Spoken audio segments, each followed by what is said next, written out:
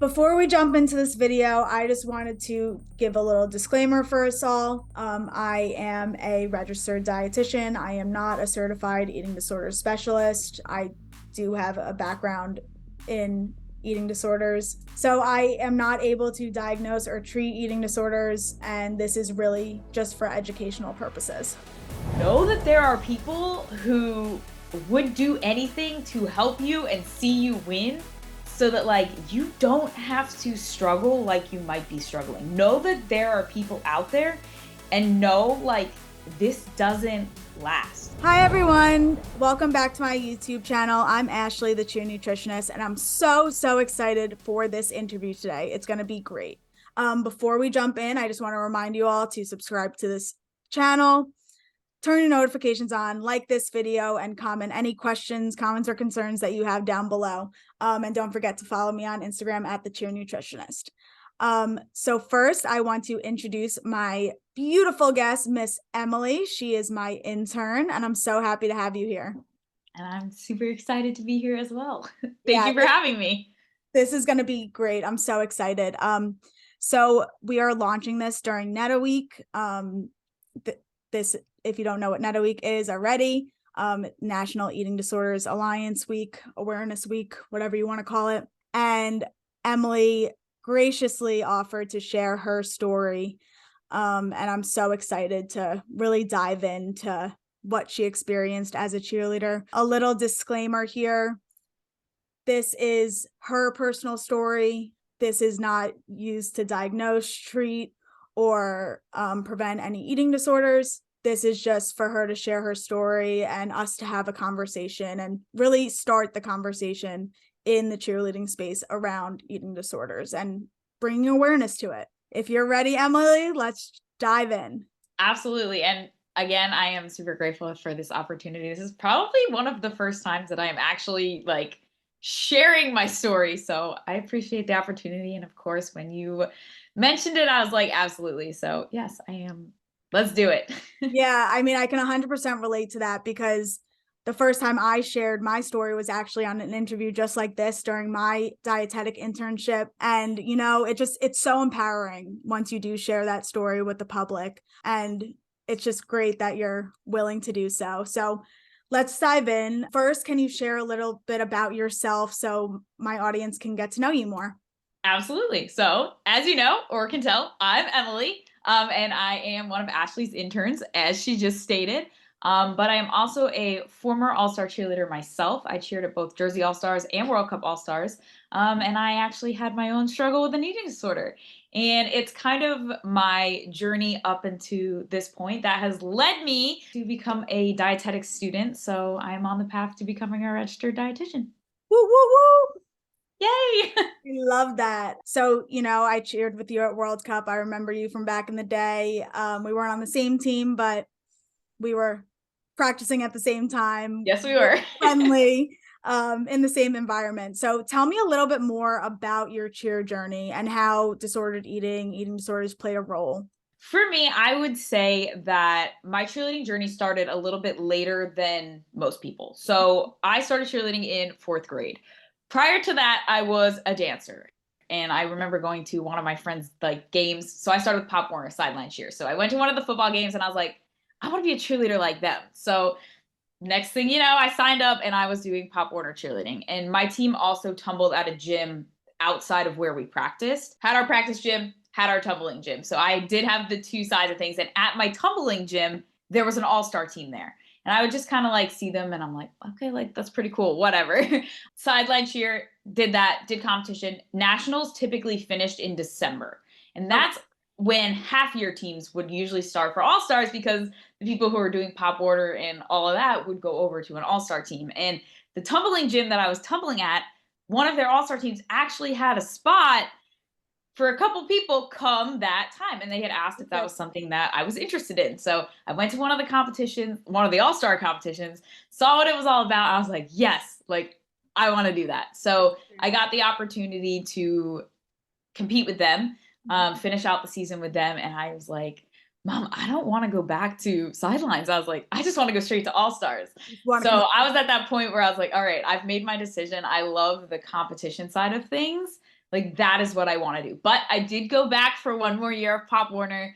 And then when Pop Warner ended, I actually transitioned over to All Stars full time. And from there, it was just honestly, that was where my cheerleading, I would say, just I loved it. I fell in love with the sport. And I was always one of those kids that I feel like I started something, but I was never truly like passionate about it, that I didn't necessarily keep it up. Yeah. However, with cheerleading, while my parents were so supportive of it, they were kind of like, is it going to be one of those things where you don't want to keep doing it? Or is it something like you're really going to like fall in love with it? And I really fell in love with it. And at first, I wouldn't say I really had where I was at the end of it, if that makes sense. So Yeah. I would say I didn't really focus or care a whole lot about like how I looked or any of that. I was just so excited to like what the sport is about, like being in the sport. Like I was just so excited to just be competing and be at these competitions and travel and like be on a team, like that bond. Like I loved it for Yeah, all of the right reasons. yeah, I'm sure a lot of my listeners can relate to that like overwhelming feeling of like, this is what I need. This is my life. And I know I felt that way when I was cheering. It just like takes over. I still feel that way. There's a reason why I'm back here, back in the cheer world doing this, because it becomes part of you, right? Like It does. And it's like at first you don't realize it. So I wasn't really focused on like everyone else around me. Like I was just focused on myself and becoming that best version of myself. And I would say that aspect of things is what really started to change for me Mhm.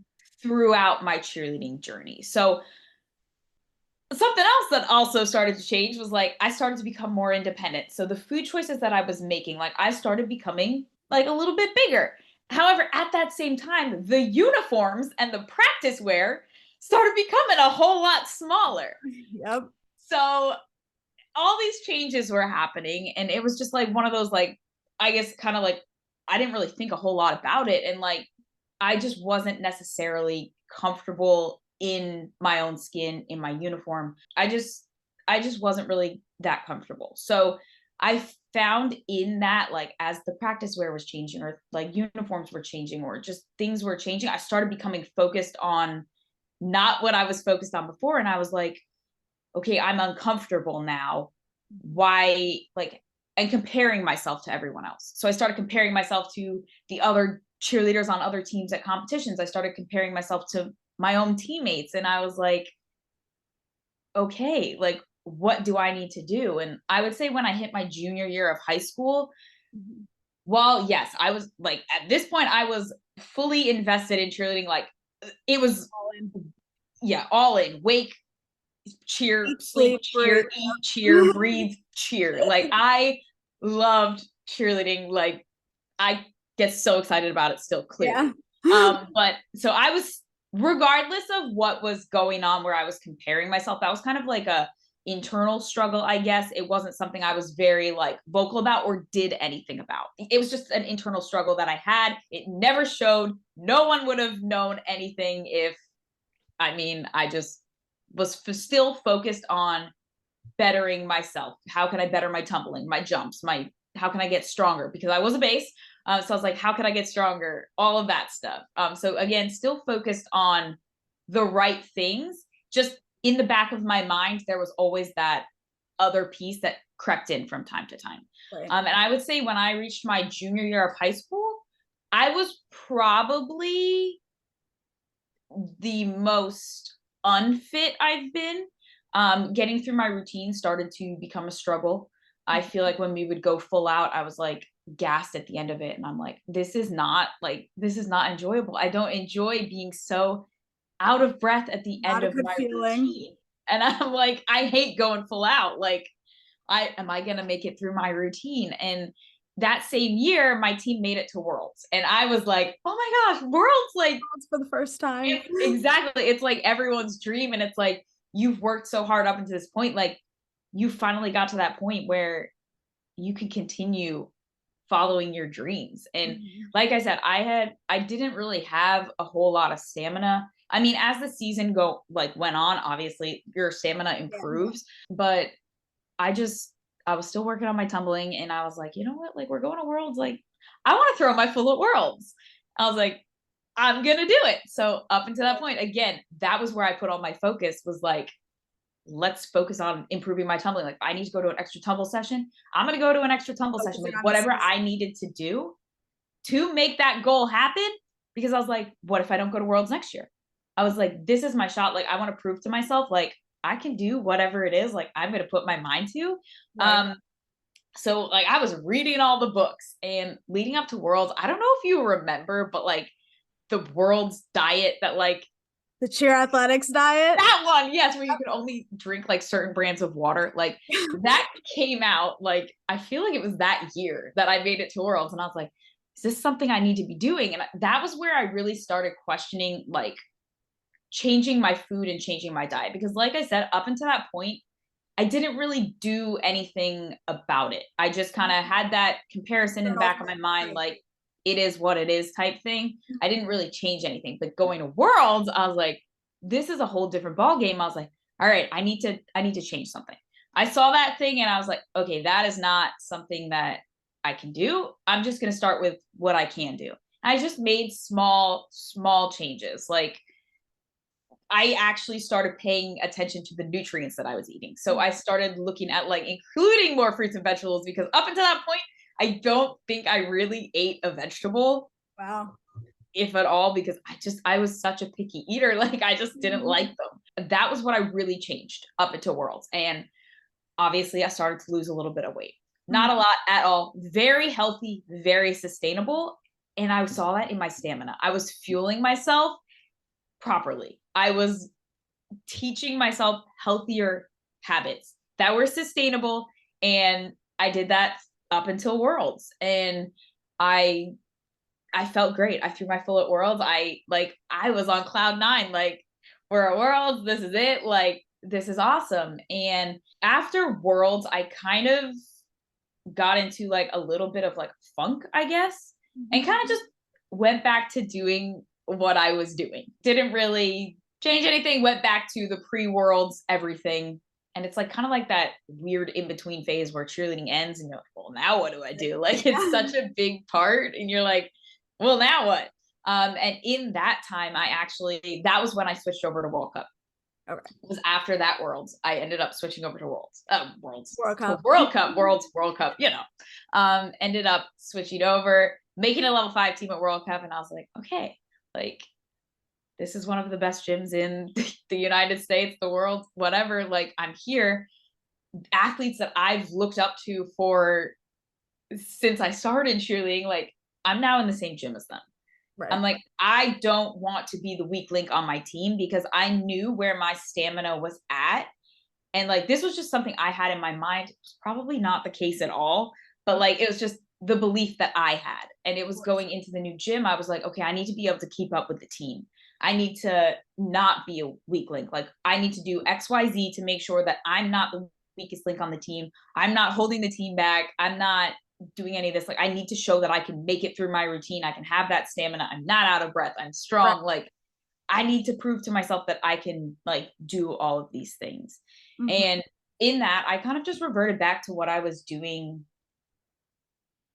pre-Worlds and started out healthy. And then it kind of just started to spiral from there. And I would say that's really like where it all started for me. And I look back on my journey probably a little bit too often, because like, again, cheerleading was something that was such a big part of my life. And, like, you don't have to justify that at all. And I look back on it all the time and I always wonder what if, because it was that year for me that my eating disorder started and really put an end to my cheerleading career. Like, that was the end of it for me. So I would say come December, like onwards, I would say that was when it really started to change. And like, again, like I said, I look back on my journey and I'm like, what would have been, like, what could have been had I never developed my eating disorder. Right. And it's something that, looking back on, it's something I wish I could have done so differently. And it's like hard for me to sit with at times. And like, it kind of leads me into like the part of my journey that I want to, I don't regret what happened because it's led me to where I am right now, but it's like, I'm always going to have that regret, wishing it could have been different, because a little part to my story that I didn't share in the whole cheerleading side of things is like my dream. Everybody knew this. My dream was to cheer at the University of Louisville. That was a dream that I had set from the 7th grade. So this was 3 years into my cheerleading career. Literally only like 2 years into my all-star career, I was like, I'm going to be a University of Louisville cheerleader.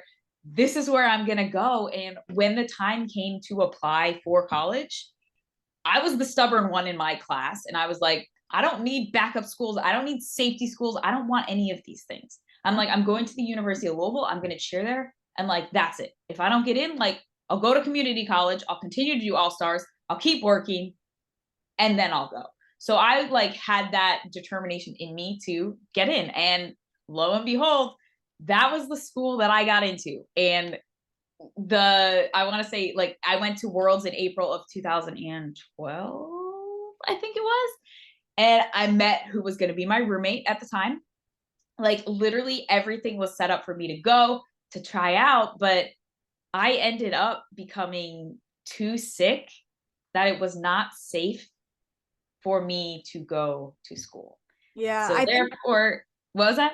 before we, I think, even jump into that whole story, I just wanted to touch on a few things that you For have sure. said that I think a lot of people can really relate to, because you, even so far, you've said some really great things, like talking about the change in uniform as your body was getting bigger. I think a lot of people can relate to that because of, you're going through puberty at that I time. was just going to say it. And it's not even like you're getting bigger because you think you're eating all these wrong things. It's like, no, you're growing. You are a growing individual. You are going to grow. Your body is meant to grow and change. But I didn't realize that because at the same time, like you said, everything else was shrinking. Yeah. Or it felt like it's shrinking. And Exactly. there was no one really saying, like, we're all in the same boat. It wasn't something that was talked about on the team. It was more like the negative of it, right? Everyone was talking about how they didn't feel good in their uniforms. They didn't feel good in their practice wear. They wanted to wear a t-shirt over their sports bras, instead of saying, we're all going through the same thing. Why do we care? Like, why are we comparing everything to each other? Like, we're all going through this. We should be in it together and use each other as resources to go through. So I just wanted to talk about that, because I think comparing within the cheer world is huge. Like you said, you got to this new gym and you're looking up to these athletes that they're probably the same age as you. They're not that, yes, they're good at cheerleading, but so are you, right? But there's still something to aspire to. And that also breeds some comparison. And the fact that, like, if you think about it, we all have to look the same. Our hair has to be the same. Our socks have to be the same. The color nail polish and lipstick we're wearing, like our makeup, everything has to be the same. And I feel like that in itself is where a lot of the comparison can come in as well. 100%. This is something I talk about a lot. The fact that from a young age, we all have to, like you said, dress the same, look the same, hair the same. Everything has to be the same. And if you don't, you stand out. And the whole point is to look as a team, right? But that's something we can't necessarily change in cheerleading. But what we can change is, maybe not wearing half-top uniforms anymore, or normalizing that everyone's growing at this point, especially when you're in high school. But what really stood out to me about what you said was like that internal struggle, right? It started internal. And it started as like, you're focusing on getting better, but you still had this,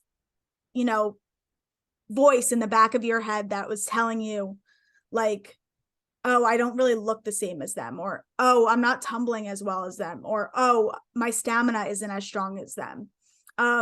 So yeah, I want you to dive into a little bit more of that and how that internal struggle became that outward struggle. So I would say with the internal struggle, it was something like, it was kind of like what you said. You don't really, we're all in this together. But when you have that in your mind, you you don't think you're all in this together. You think it's only you.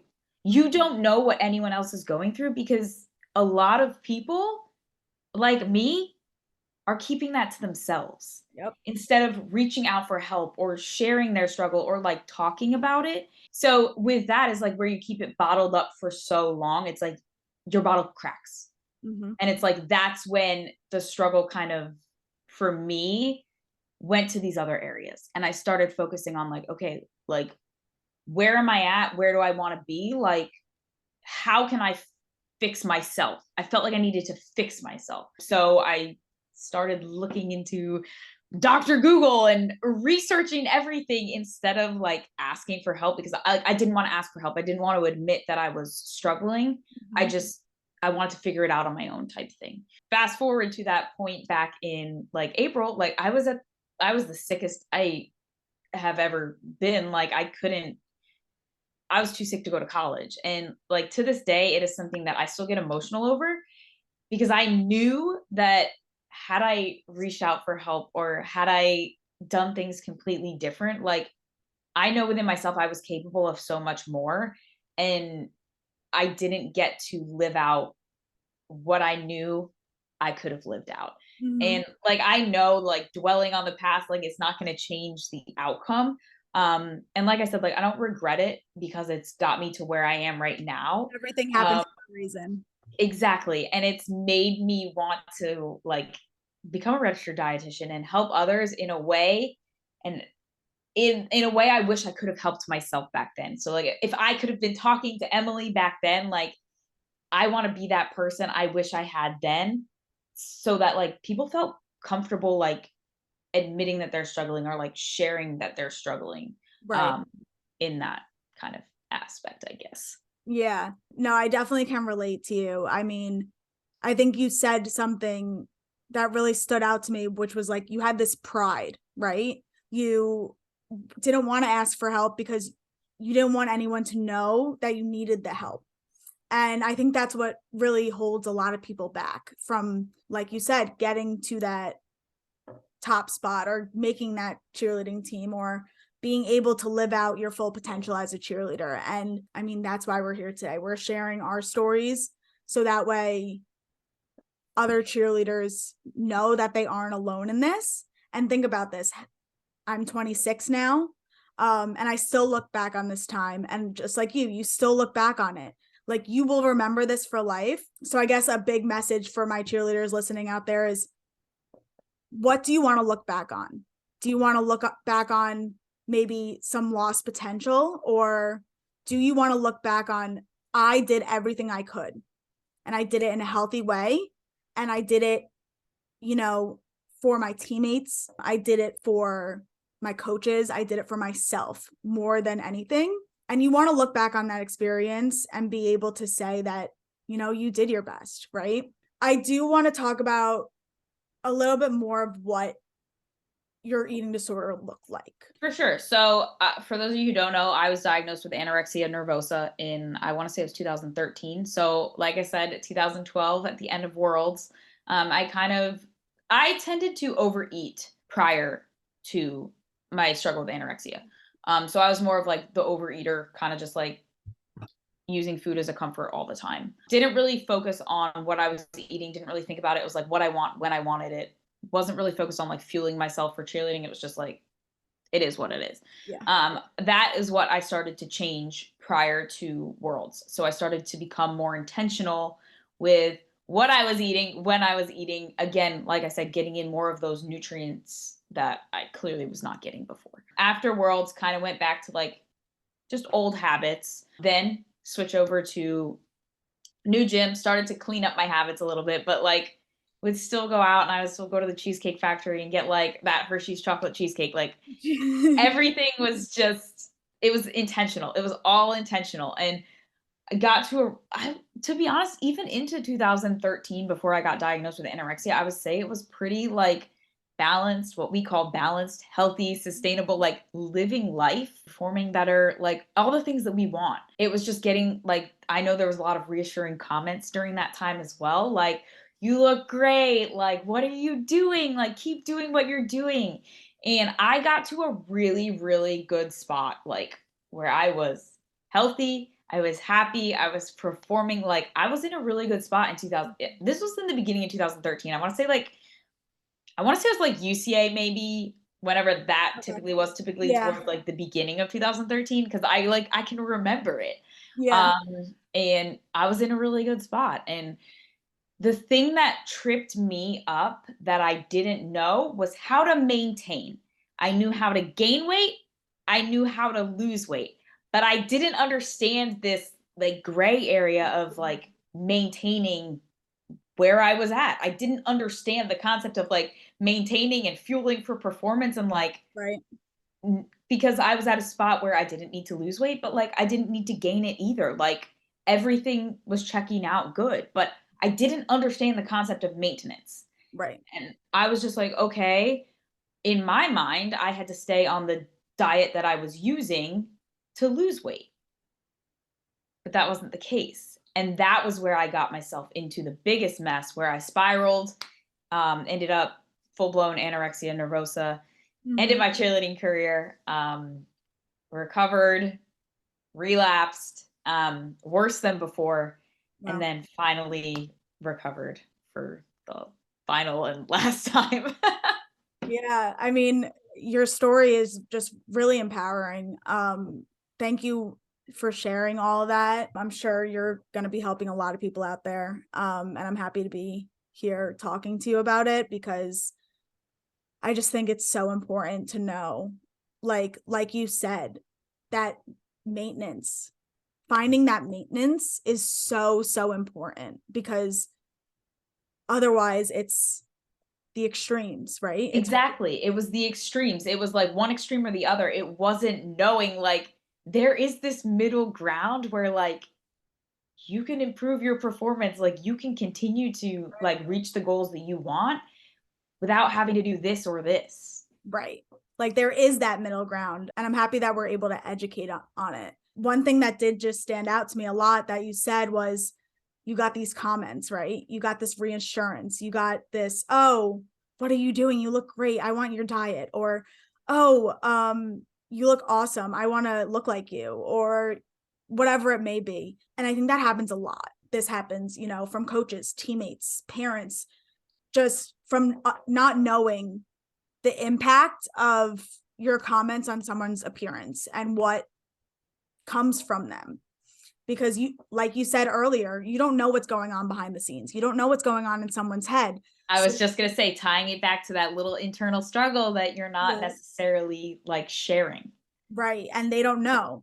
So they think they're doing good by like, you know, complimenting you, it seems. But in reality, it's really doing a lot more harm than good. So I just wanted to mention that for all my coaches, parents, and teammates out there, your comments, you don't know the power of your comments sometimes. I think the best thing to do in this case, try not to comment on people's appearances. Talk about their personality. Comment on their like aspirations. Comment on there's so many other things that we have as humans, as athletes, that you can comment on, and it doesn't have to be about appearance, especially in an appearance-based sport like this, where there's already, like we said earlier, so much room for comparison against one another. Yeah, and it makes you think like you're doing the right thing. Right. So in my mind, I was doing the right thing. Like I was like, okay, so maybe I am. Like it was reassuring what I was doing. Like, okay, I am doing the right thing. I'm getting to where I want to be, and it's like that's where you teeter on the edge. It's like giving a dog a treat when they sit. Like the dog sits, you give it a treat. That's positive reinsurance. When someone with an eating disorder or disordered eating habits is told they look good and someone wants their diet regimen or workout regimen, that positively reinforces those behaviors in that person. So I guess going back to your journey, what really helped you heal from all this, would you say? So back once like all the positive like reassurance, like that stuff kind of like stopped, Mm-hmm. it was like really just taking a look in the mirror and I was like I don't look okay. Like there were some comments made that I'll still hold with me to this day. I can remember them being made, and like I remember like people hearing them being made and like kind of just being shocked that that was said. But like looking back on it, I don't, again, tying to people's words, like I don't think they realized like the impact that those words had.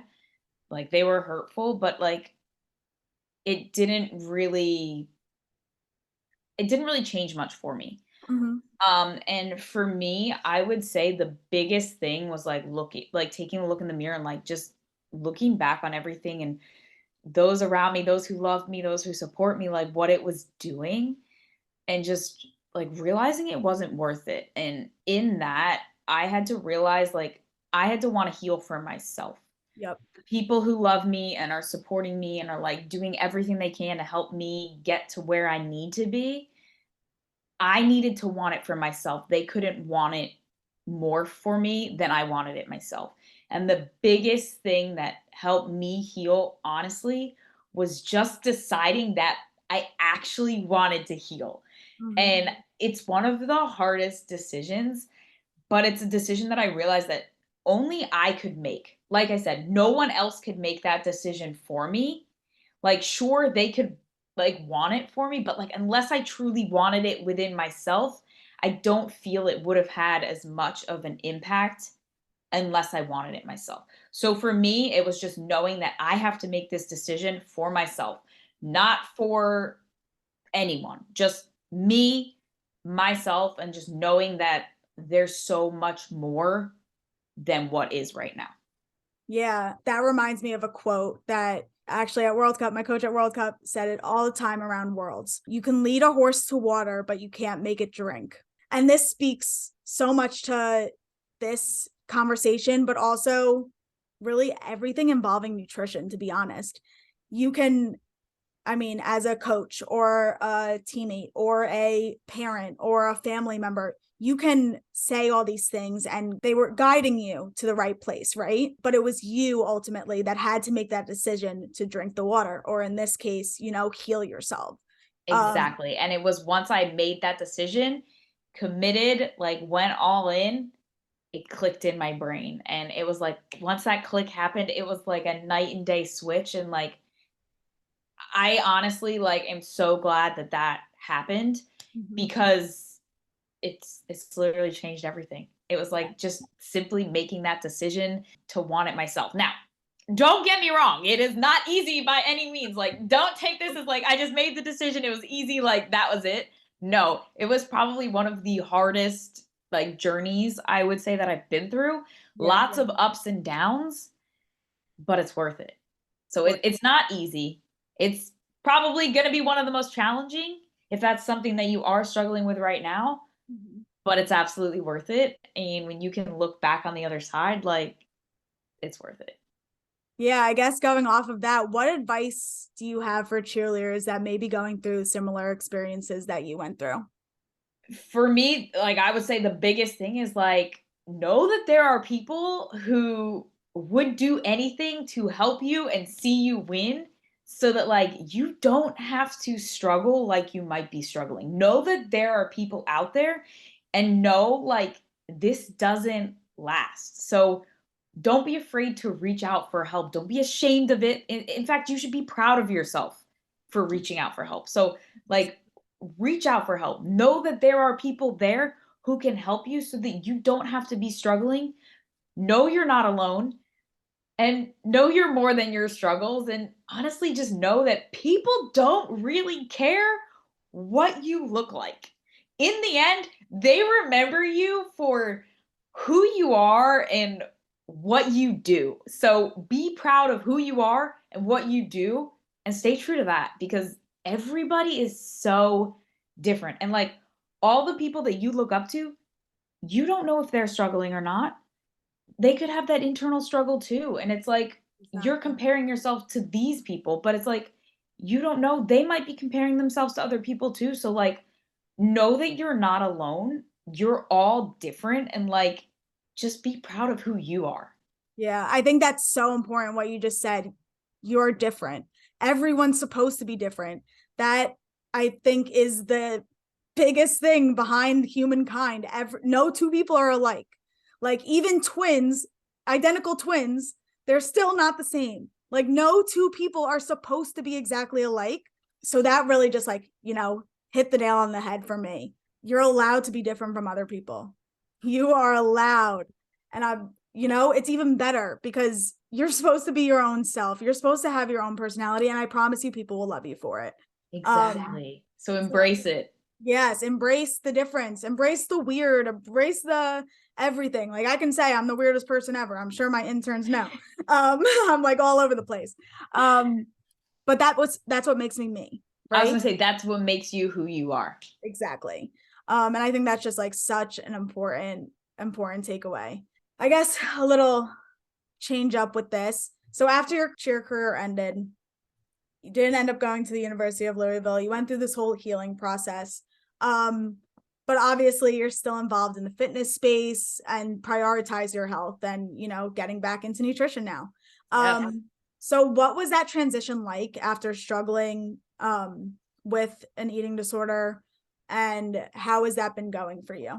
So like transitioning from cheerleading to like where I'm at now, it's definitely been a journey that's evolved over time. Let's just say that. And it's become a huge part of my life, which I am forever grateful for. And like, I can't imagine my life without what it is right now.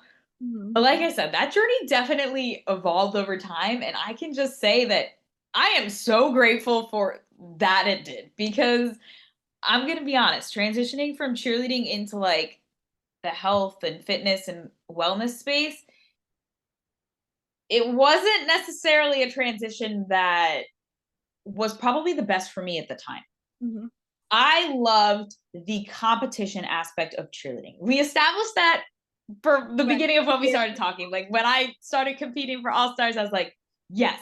So coming from that competitive background, I missed the competition. I missed the lights, the stage, the adrenaline, like where I don't know if I'm gonna pee or poop or throw up, like that feeling you get before you're gonna go on the mat. Like I used to like lean over and scream, like I need to get all this energy out of me. Like I didn't know what was gonna happen, but like part of me really missed that, which kind of led me to like the bodybuilding side of things. So the side of fitness that I had transitioned into coming from cheerleading to try and improve my health or work on my health. Like I started working with a trainer at the gym and really just transitioned to kind of like the bodybuilding stage. Now, I never got on the bodybuilding stage. I just want to say that right now. I was still too sick to get on the bodybuilding stage, but it was just that was the world that I got into. And I kind of started to fall in love with like that sport. And I still love and respect that sport for what it is, but it's important to know like that's not an all the time thing. Yeah. Whereas me, I thought that was a all the time thing, but it's not. It's like you train for these certain competitions. So I started kind of in that space. And then I started transitioning to like the overall health and wellness side of things. And like I went from training to look a certain way to training just because I feel a certain way. And that for me was like the biggest shift there is like now I train because I love to train. I don't train because I have these goals that I'm chasing. It's like just focusing on how I feel, fueling myself properly, like just finding this balanced lifestyle, honestly. And it's kind of like that was how that transition happened. It's just kind of like you learn a little bit new every single day. Yeah. And you learn something new and you learn something new. And it's just taking these little nuggets. It's not taking every single piece of information that you're learning. It's taking like the little nuggets from each thing that sound like it might be something like for you. And that was really what I did. It was like, okay, how does this make me feel? Yeah. Is this getting me closer to where I want to be and where I need to be, or is it not? And it was just kind of learning myself. It was really just learning who I am, what I need, what my body needs, because to be honest, my body knows what it needs. Yep. And it was just like kind of learning that. Yeah. You said a lot of interesting things there. One being bodybuilding. I mean, after I graduated college, I got an internship as a strength and conditioning coach at Princeton. And the first thing that one of the coaches there said to me was like, wow, you'd be great at bodybuilding. You have this body awareness about you when it comes to your lift. Before this, I had never ever done like the Olympic lifts, cleans, snatches. I've never done any of that until that point. And I think that's very common for cheerleaders. Think about a power clean. It's literally the same thing as a toss hands or a stunt as a base. So those movements really correlate. And I like that you said that you took certain things from all the places that you were learning. That way it wasn't this all or nothing anymore. And I think that's something else you said, like at first with the bodybuilding, it felt like it had to be all of you, right? But you kind of got away from that all or nothing thinking. And that shows also that you were healing at that time. Exactly. And that's kind of how the healing evolved. It was like when I was in that all or nothing thinking, like bodybuilding, like this is what I need to do. Like I need to walk around looking like they do all the time. But it's like, first of all, they don't look like that all the time. Like they don't. It's just a period of time that we're seeing. We're seeing that highlight reel, right? Right. So it's like, unless you like see the whole picture, we only see a snippet of it. And Yeah. I thought that that snippet was what I needed my life to look like. And that was kind of where I spiraled down Right. before I got back up again. So that was like another like kind of piece from that I took from it was again getting away from that all or nothing thinking, like, and not looking at the highlight reel. Right. There is that behind the scenes like we don't see. Like I had no idea. I thought those people walked around looking like that all the time. No. But there's lots of years and work and like so much more that goes into it than we see on the outside. For sure. I mean, going along with that kind of reminds me of Instagram and all these influencers out there. They're posting a highlight reel. So I won't go on that soapbox, but what I do want to talk about is how you went from going or working out to look a certain way to feeling a certain way. I think that's so important that you were able to recognize and make that transition, because I mean, you touched on this earlier. People don't care what you look like, really. In the real world, you're not putting on a cheerleading uniform anymore. You don't have to really look a certain way. So you should be working out and fueling your body for you, what you enjoy, what feels good in your body, what makes you feel good in general, both mentally, physical, like all this is so important. And I think that's hard to recognize when you're in the cheerleading space, because a lot of the times when you're, say, conditioning or working out, it's in practice. And when, you drop a flyer, you have to do push-ups or you have to do sit-ups. And that kind of brings to it a negative light, right? It has this like negative connotation to it. But once you are kind of out of that mindset where push-ups are punishment, sit-ups are punishment, conditioning in general is punishment, you find this place of enjoyment and you get to really open up your eyes to all these different, there's so many, it's a multi-billion-dollar industry, the fitness industry. There's so many options out there for everyone, and you find what you like and what you find enjoy. You find what's like right for you. So like where I started in like the bodybuilding side of things, now I enjoy more of like the CrossFit side of things. So it's like you find, but like if you're so focused on like this is the only way I can do it, this is what I have to be doing, like it becomes a chore. It's not something you enjoy. It's something you do because you feel you have to do it instead of you get to do it. And it's like once you can kind of shift that, like your training changes, like your mood changes, everything changes, because it's like with that one mindset, you're doing everything, but like you're never going to be satisfied. Right. But it's like if you switch to that place of like how I feel, like you can be and like you can feel amazing doing it.